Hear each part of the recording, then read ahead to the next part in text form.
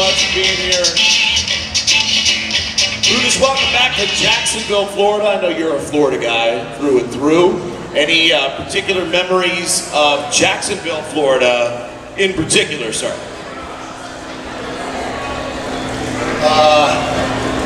Yeah, we didn't really do a lot of shows in the Jacksonville area.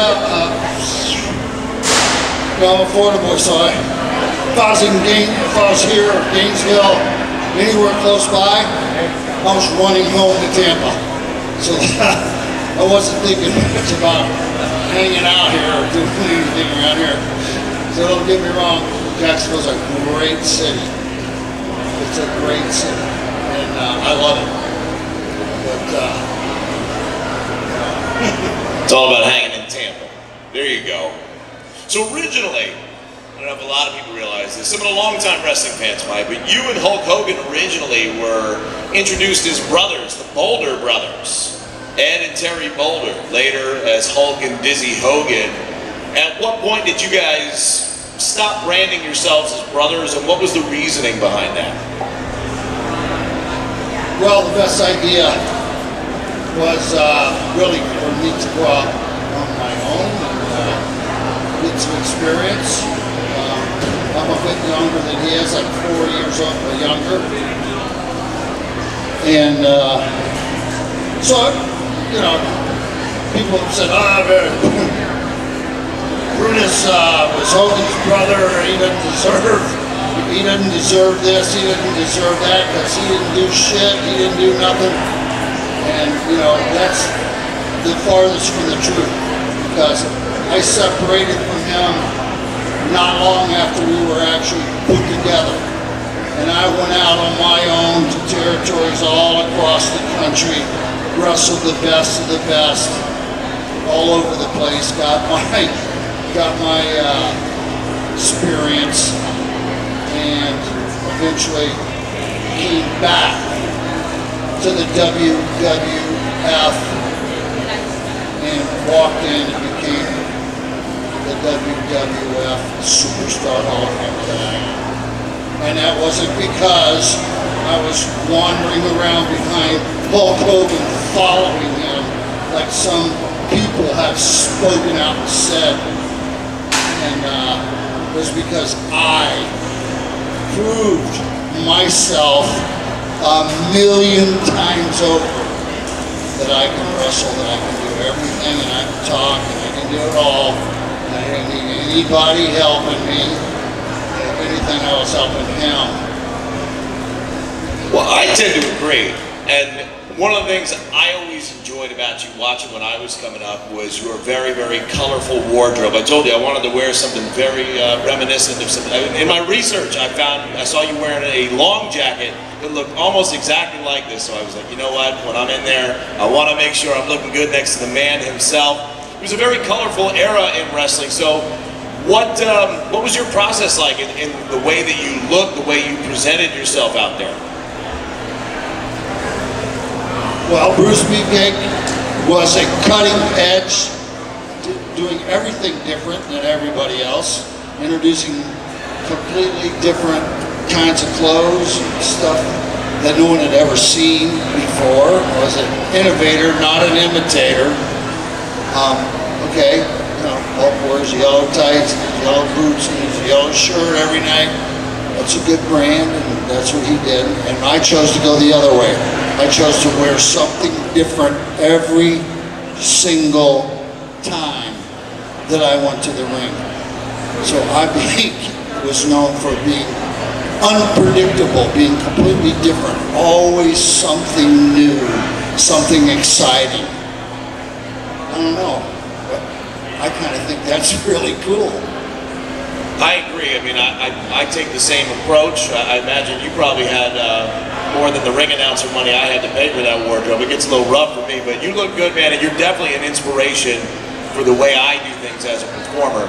Now, shortly after WrestleMania 3, you became the Barber, which is, I think, a portion of your career that most people remember very, very fondly. You shaved the head of Adrian Adonis.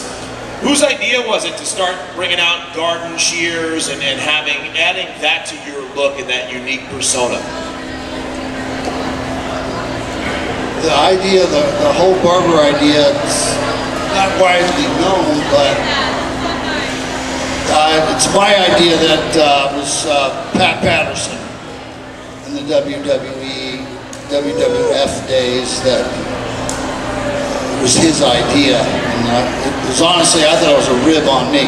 Because there's no barbers. You never have a barber anywhere in the wrestling business. They have a haircut match once a year. Once.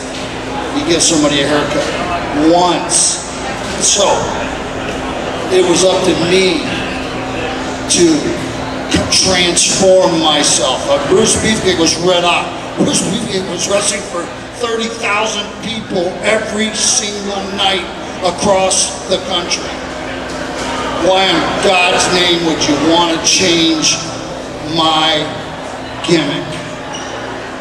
Does that sound logical to you? No, it wasn't logical, but that's what happened.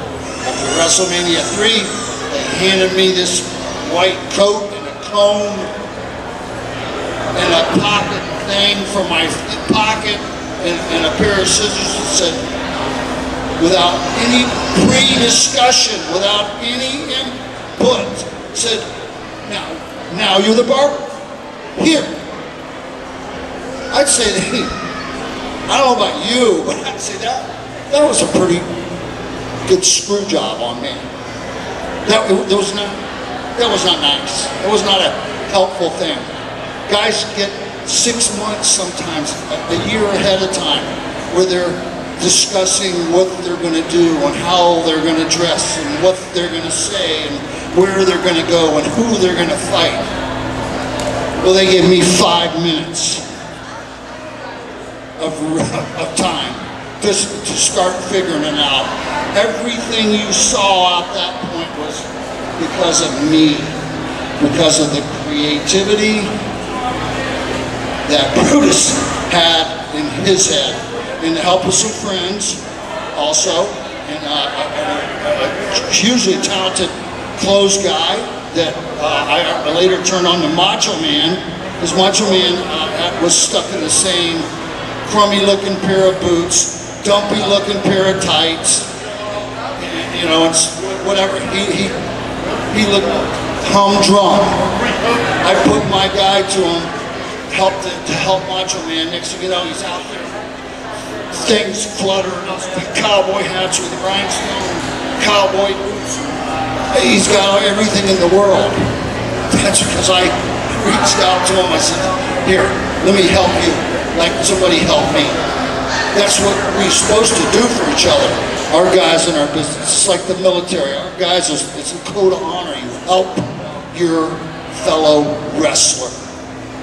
Like soldiers, you help your fellow soldier, your brothers in arms out there. You watch my back, I watch yours. That's the way it used to be in our business. I mean, maybe it started as a rib, but I'd say you definitely turned it into something marketable, something that really turned you in. I mean, I think it elevated your star power. I mean, there's been so many toys, so many, how many action figures come with a pair of garden shears and they can say that? And not to mention, years later, you got a chance to run a segment that a lot of people remember, and that's the Barber Shop, which was built around your gimmick, but you still got to be out there in the colorful clothes, and some very significant things happened there. Any fond memories of any of the Barber Shop segments that we all know and love? The Barber Shop was an amazing time, being able to do it. The Rockers Barber Shop voted most dastardly deed done.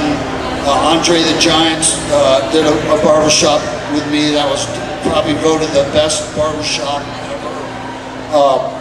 You know, Piper and this guy, everybody did the barbershop. It was an amazing time. It was right after I had a catastrophic accident and I was not supposed to make it through. I was not supposed to live. Basically, I was pronounced dead a few times.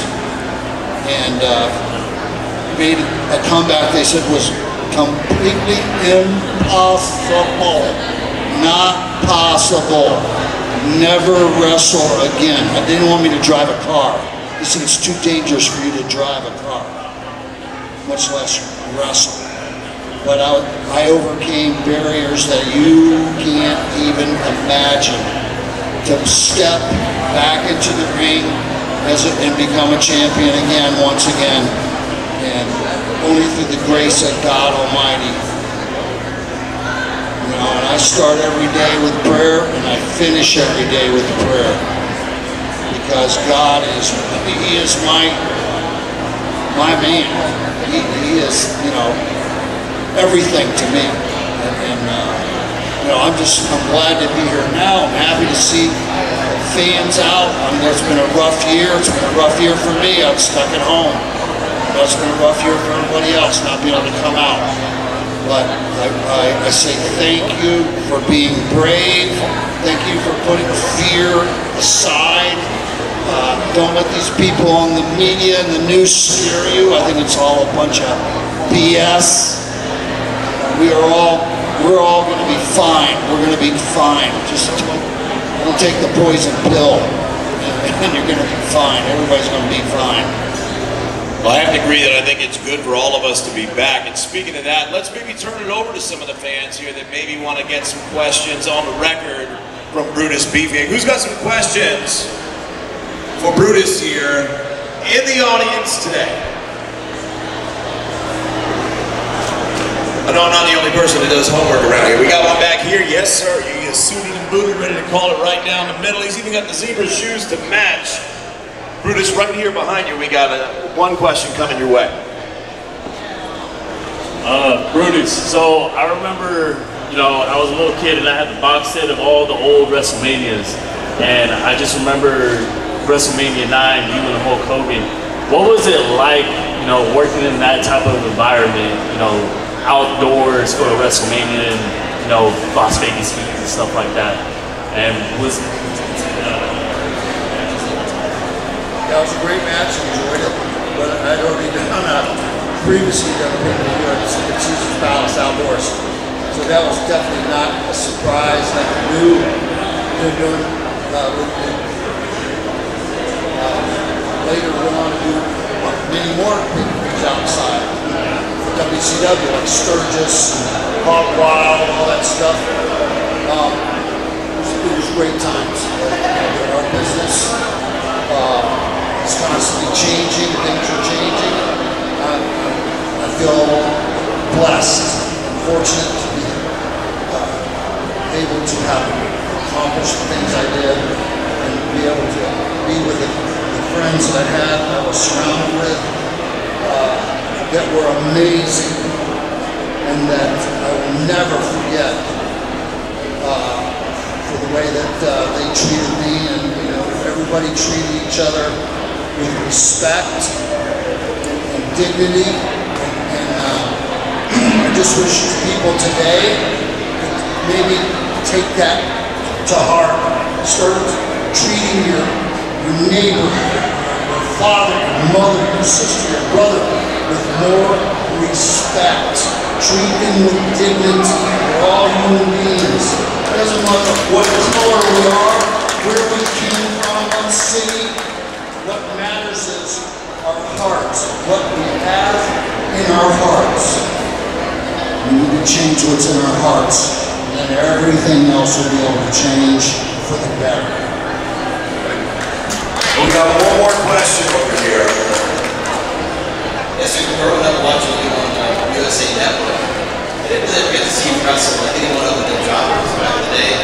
But I was always curious, did you ever take off a little too much hair on some of the jobbers and maybe they got this muffin? Did you ruffle any feathers? Brother, I ruffled everyone's feathers. I cut everybody's hair horribly. But mostly just the guys, especially guys who didn't want to really work with me. They got the worst at it. The guys who didn't mind getting a haircut, they got extra pay, and they got a decent haircut. The guys who didn't, they got massacred. And they learned the hard way. Don't mess with Mother Nature or Brutus with the Clippers. I think that's a perfect way to end it. Never mess with Brutus with the Clippers. He's got the Clippers here today, so y'all better be nice out there. Give it up one more time, Brutus. Thank you so much for spending some time with us here in Jacksonville. It has been an absolute pleasure, sir.